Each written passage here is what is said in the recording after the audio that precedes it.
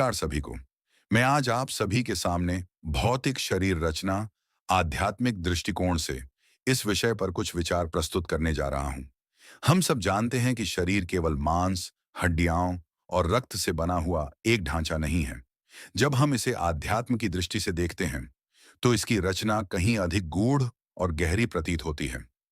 आध्यात्मिक शास्त्रों के अनुसार मनुष्य का शरीर केवल एक भौतिक आवरण नहीं है, बल्कि यह 5 आवरणों, कोशों से मिलकर बना है, जिसे पंचकोश कहा जाता है। एक, अन्नमय कोश। यह हमारा स्थूल शरीर है, जो अन्न से बना है। यही वह शरीर है जो दिखाई देता है, मांस, हड्डियां, अंग आदि। 2, प्राणमय कोश। यह ऊर्जा शरीर है, जिसमें प्राणवायु का प्रवाह होता है। योग और प्राणायाम इसी पर असर डालते हैं। 3, मनोमय कोश।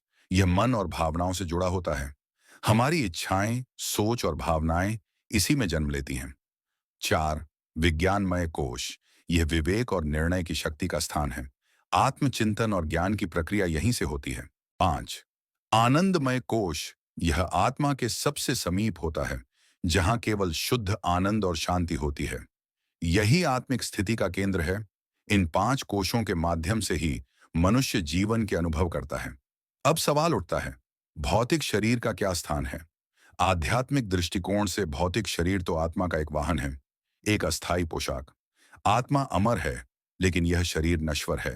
भगवत गीता में भी कहा गया है, वासांसी जीर्णानि यथा विहाय नवाणि गृह्णाति। नरो प्राणी जैसे मनुष्य पुराने वस्त्र छोड़कर नए वस्त्र धारण करता है, वैसे ही आत्मा एक शरीर को छोड़कर दूसरा धारण करती है। इसीलिए केवल भौतिक शरीर की सुंदरता और शक्ति पर गर्व करना पर्याप्त नहीं है। हमें अपने शरीर के साथ साथ अपने प्राण, मन, बुद्धि और आत्मा का भी ध्यान रखना चाहिए। योग, ध्यान, सेवा, संयम और सत्संग, ये वो साधन हैं जो हमें इस भौतिक शरीर से परे आत्मा की यात्रा में सहायक बनते हैं। अंत में यही कहूंगी, भौतिक शरीर रचना को समझना आत्मा को जानने की पहली सीढ़ी है। इसे नश्वर समझें, लेकिन इसका आदर करें, क्योंकि इसी शरीर के माध्यम से हम मोक्ष की ओर बढ़ सकते हैं।